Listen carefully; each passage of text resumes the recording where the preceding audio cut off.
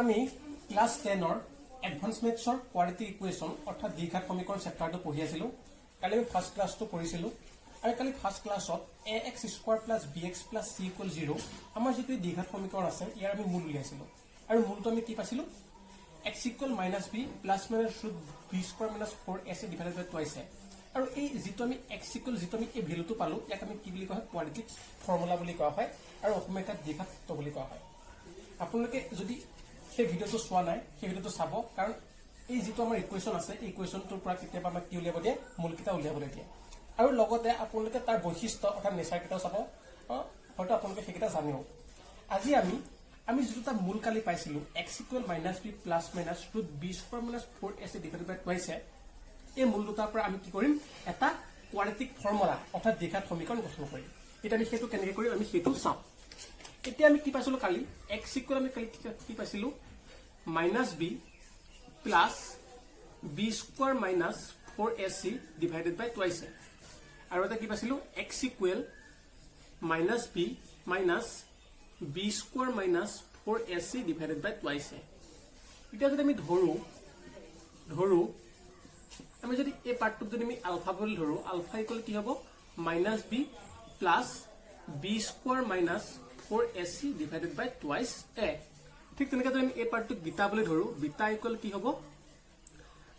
-b minus b square minus 4ac divided by twice a।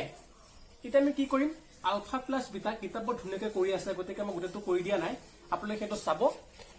এটা ULFA plus beta কৰিলে আমি কি পাম -b by a। Alpha plus beta মানে কি এটো আৰু এটো আমি দুটা কি কৰিম প্লাস কৰিম প্লাস কৰিলে আমি ভ্যালুটো কিমান পাম -b বাই a। ঠিক তেনেকৈ আমি যদি আলফা ইনটু বিটা কৰো কি পাম c বাই a। এইকেইটা আমি মনত ৰাখিব লাগিব। এতিয়া আমাৰ ইকুৱেশ্যনটো কি আছিল ax square plus bx plus c equal 0। এটা যদি আমি কালি কি কৰিছিলো a দি গোটেই সাইডত ডিভাইড কৰি দিছিলো কিমান হ'ব কি হ'ব ax square divided by a plus bx divided by a plus c by a equal 0। গতিকে এটো আৰু এটো কেনসেল গ'ল গতিকে কিমান হ'ব x square plus b by a into x plus c by a equal 0। এটা আমি কি পাইছো আমাক -b বাই a আছে এটা কি আছে +b বাই a গতিকে আমি কি কৰিম তো মাইনাস কৰি দিম কি হ'ব x square minus b by a into x plus c by a। এইখিনি নিশ্চয় তোমালোকে জানা। গতিকে কি হ'ব এটো x square minus alpha plus beta into x plus এটো কি হ'ব alpha into beta c by a equal আমি কেন পাইছো আলফা ইনটু বিটা গতিকে আমি আলফা ইনটু বিটা পুট কৰি দিম ইকুৱেল 0। গতিকে আমি এই ফৰ্মুলাটো এটা কি ৰাখিব লাগিব মনত ৰাখিব লাগিব। এই ফৰ্মুলাটো হৈছে মোষ্ট ইম্পৰ্টেন্ট। ইয়াৰ ওপৰত ভিত্তি কৰি আমি এটা কুৱেশ্যন কৰিম। এই ফৰ্মুলাটো আপুনি মনত ৰাখিব। এতিয়া আমি এক্সাৰসাইজ 4.1 ৰ 1 নম্বৰ কুৱেশ্যনটো কৰিম। আমি 1 নম্বৰ কুৱেশ্যনটো কৰিম। আমাৰ 1 নম্বৰ কুৱেশ্যনটো দিছে মই লিখা নাই কুৱেশ্যনটো মই জাস্ট কিতাপৰ পৰা পঢ়ি দিছো। তলত দিয়া মূলবোৰৰে একোটাকৈ দ্বিঘাত সমীকৰণ গঠন কৰা। আমাক কি দিছে আমাক মূলকিটা দি দিছে আৰু এই মূলকিটাৰ পৰা আমাক কি উলিয়াব দিছে দ্বিঘাত সমীকৰণ গঠন কৰিব দিছে। এতিয়া আমি এইটো সলিউশন কৰিম।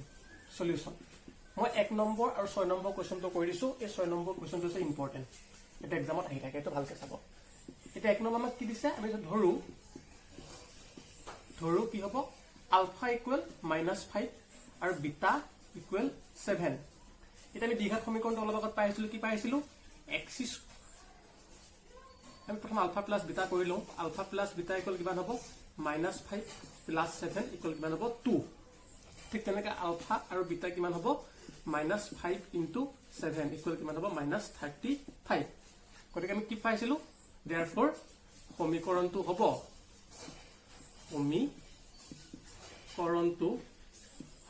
আৰু ইংলিছত কি হ'ব ইকুৱেশ্যন ইজ কি হ'ব x square minus alpha plus beta into x plus alpha into beta equal কি হ'ব 0। গতিকে কিমান হ'ব x square minus alpha plus beta কেন পাইছো 2 into x plus alpha into beta কেন পাইছো -35 ইকুৱেল 0। therefore আমি ইকুৱেশ্যনটো কিমান পাম x square minus 2x minus 35 equal 0। এটো হৈছে আমাৰ এনসাৰ। এটা আপোনালোকে কৰি ল'ব পজ কৰি। এটা মই কুৱেশ্যন নম্বৰ 6 টো কৰিছো। কুৱেশ্যন নম্বৰ মই 6 টো কৰিছোঁ 6 টো হৈছে ইম্পৰ্টেণ্ট সেইটো কাৰণে মই 6 টো দিছোঁ এক্সামত আহি থাকে সলিউশন এটা আমাক এটা মূল দি দিছে ধৰু লেট ধৰু কি হ'ব আলফা ইকুৱেল কিমান হ'ব 5i আৰু বিটা ইকুৱেল কিমান হ'ব -5i এটা যদি আমি আলফা প্লাস বিটা কৰো কিমান হ'ব plus 5i minus plus minus 5i গতিকে এটো কিমান হ'ব 5i মাইনাস 5i ইকুৱেল কিমান হ'ব 0 আমি ডিপেন্ড কৰো 0 পাই গলো কিন্তু আলফা ইনটু বিটা কৰিম এতিয়া আলফা ইনটু বিটা কিমান হ'ব 5i ইনটু মাইনাস 5i এটা কিমান হ'ব -25i স্কয়ার এটা যিপুৰে জটিল সংখ্যা অৰ্থাৎ কমপ্লেক্স নাম্বাৰ পঢ়িছা তাত তোমালোকে পাইছা যে কি i স্কয়াৰ ইকুৱেল কিমান -1 গতিকে আমি i স্কয়াৰ ঠাইত পাতিম -1 পুট কৰি দিম এটা কিমান হ'ব -25 ইনটু -1 গতিকে এটো কিমান হ'ব মাইনাস ইনটু মাইনাস কিমান হ'ব প্লাস হৈ যাব গতিকে +25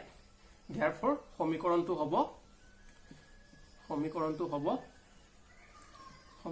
হ'ব কি হ'ব x square minus alpha plus beta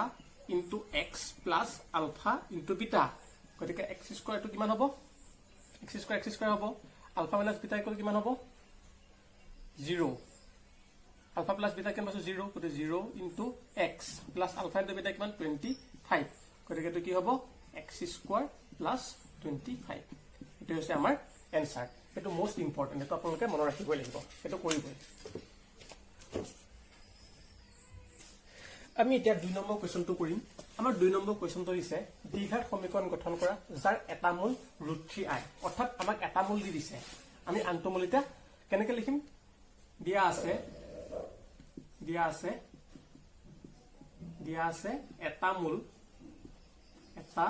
মূল কিমান হ'ব √3i therefore আনটো মূল কিমান হ'ব -√3i এটা তোমালোকে নিশ্চয় জানা হেতু কাৰণে মই ইমান কোৱা নাই মই যিবিলাক ইম্পৰ্টেন্ট পৰীক্ষাত যিবিলাক ইম্পৰ্টেন্ট কোৱেশ্চন সেইবিলাকে মই তোমালোকক দিছো এটা আমি কি কৰিম আলফা প্লাস বিটা কিমান হ'ব √3i প্লাস -√3i গতিকে এটো কিমান হ'ব √3i মাইনাস √3i ইকুৱেল কিমান হ'ব 0 ঠিক তেনেকৈ কিমান হ'ব আলফা ইনটু বিটা কিমান হ'ব √3i ইনটু -√3i গতিকে এটো কিমান হ'ব মাইনাসটো আগলৈ আহি যাব গতিকে কিমান হ'ব √3 স্কয়ার হ'ব ঠিক তেনেকৈ i স্কয়ার হ'ব এতিয়া i স্কয়ার ভ্যালু কিমান -1 গতিকে কিমান হ'ব i স্কয়ার ভ্যালু কিমান -1 গতিকে এটো কিমান হ'ব মাইনাস 3 আহিব √3 স্কয়ার কিমান 3 হ'ব আৰু এটো কিমান হ'ব -1 হ'ব গতিকে মাইনাস ইনটু মাইনাস কি হৈ যাব প্লাস হৈ যাব +3 therefore আমাৰ সমীকৰণটো কি হ'ব x square minus alpha plus beta into x plus alpha into beta equal 0 therefore কি হ'ব x স্কয়ার আমি আলফা ইনটু বিটা কিমান পাইছো 0 into 0 into x alpha into beta কিমান 3 ইকুৱেল 0 therefore আনসাৰটো কিমান হ'ব x স্কয়াৰ প্লাস 3 ইকুৱেল 0 আমাৰ এটো হ'ব আনসাৰ এটা আপোনালোকে সাবজেক্টৰ এক্সামত আহি থাকে এতিয়া আমি কোৱেশ্চন নম্বৰ 3 নম্বৰ কোৱেশ্চনটো কৰিম আমাৰ কোৱেশ্চন নম্বৰ 3 দিছে এটা দ্বিঘাত সমীকৰণ নিৰ্ণয় কৰা যাৰ মূলবোৰ twice x square minus 7x plus 6 equal 0 ৰ মূলবোৰৰ প্ৰতিক্ৰম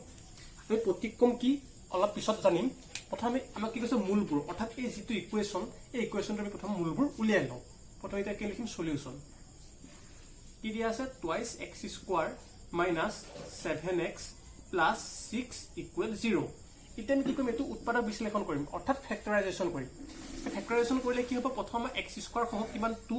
আমি বিৰাক জানো কথাটো মই কৈ দিছো আৰু আমাৰ যেটো কনস্ট্যান্ট টাৰ্ম অৰ্থাৎ ধ্ৰুবক পদটো প্ৰথমে কি কৰিম পূৰণ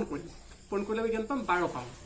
এতিয়া আমাক কিমান লাগে মাজত কিমান লাগে 7x লাগে গতিকে আমি কি কৰিম আমি কি জানো 4 * 3 ইকুৱেল কিমান আমাৰ 12 ঠিক তেনেকৈ আমি কি কৰিলে -4 আৰু -3 যদি কৰো আমি কিমান পাম -7 গতিকে আমি কি কৰিম এতিয়া twice x square minus 4x minus 3x plus 6 equal 0 এটা যদি আমি ইয়াৰ পৰা টুৱাইস x কমন লও কি হ'ব x minus 2 ঠিক তেনেকৈ ইয়াৰ পৰা আমি 3 কমন লও কিমান হ'ব x minus 2 ইকুৱেল 0 গতিকে কিমান হ'ব x minus 2 আৰু এটা কিমান হ'ব twice x minus 3 equal 0 therefore কিমান হ'ব x minus 2 equal 0 হ'ব আৰু এটা কিমান হ'ব twice x minus 3 equal 0 হ'ব গতিকে এইটো কিমান হ'ব x equal 2 তেনেকৈ কিমান হ'ব twice x minus 3 equal 0 তেনেকৈ কিমান হ'ব x equal কি হ'ব 3/2 therefore প্ৰতিক্ৰম কি হ'ব এটা মই কি কৈছে আমাৰ যিকিটা মূল পাম এই মূলবোৰ কি পাম প্ৰতিক্ৰম পাম গতিকে আমি x ৰ প্ৰতিক্ৰম কি হ'ব 1/x কিমান হ'ব 1/x কিমান হ'ব x ৰ প্ৰতিক্ৰম মই লিখি দিছো এটো কি হ'ব x ৰ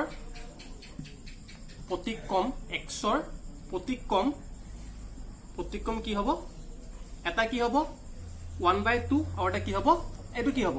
এটো মই লেখা দিছো 1/3/2 হল কিমান হ'ব আমি 2/3 গতিকে এটা কিমান হ'ব 1/2 আৰু এটা কিমান হ'ব 2/3 গতিকে therefore আমাৰ নিৰ্ণয় সমীকৰণটো হ'ব সমীকৰণটো হ'ব কি হ'ব x² minus alpha plus beta into x plus alpha into beta equal 0 এটা কিমান হ'ব x² minus alpha into beta কিমান 1/2 plus 2/3 into x plus alpha into beta কিমান 1/2 into 2/3 equal 0 এটা 2 cancel out হৈ গ'ল এটা কিমান হ'ব x² minus আমি যদি 6 টো কি লওঁ LCM লওঁ কিমান পাম 3 পাম আৰু ইয়াত কিমান পাম 3 2 যা 6 2 2 যা 4 into x plus এটো কিমান হ'ব 1/3 equal 0 গতিকে তুমি কেন পাই যাম x² minus 5/6 into x plus 1/3 equal 0 আমি এনেকৈ ৰাখিলেও হ'ব আৰু যদি আমি দুই পিনে 6 দি মাল্টিপ্লাই কৰিনো কিমান হ'ব এটো 6x² হ'ব এটো 7 হ'ব দেই এটো 7 হ'ব plus 3 আৰু plus 4 plus 7 তাৰপিছত এটো কিমান হ'ব 7x plus 2 equal 0 এটো হ'ব আমাৰ এনসাৰ তোমালোকে নিশ্চয় দ্বিঘাত সমীকৰণৰ চেপ্টাৰটো কমপ্লিট কৰিছে আমি ইয়াত মোস্ট ইম্পৰ্টেন্ট কোৱেশ্চন যিবিলাক এক্সামত অহা বহুত চান্স থাকে আমি সেই কোৱেশ্চনবোৰে কৰিম ইয়াত গতিকে ইয়াত যদি তোমালোকে সুধিব লগা থাকে তে কমেন্ট সেকশনত জনাবা থ্যাংক ইউ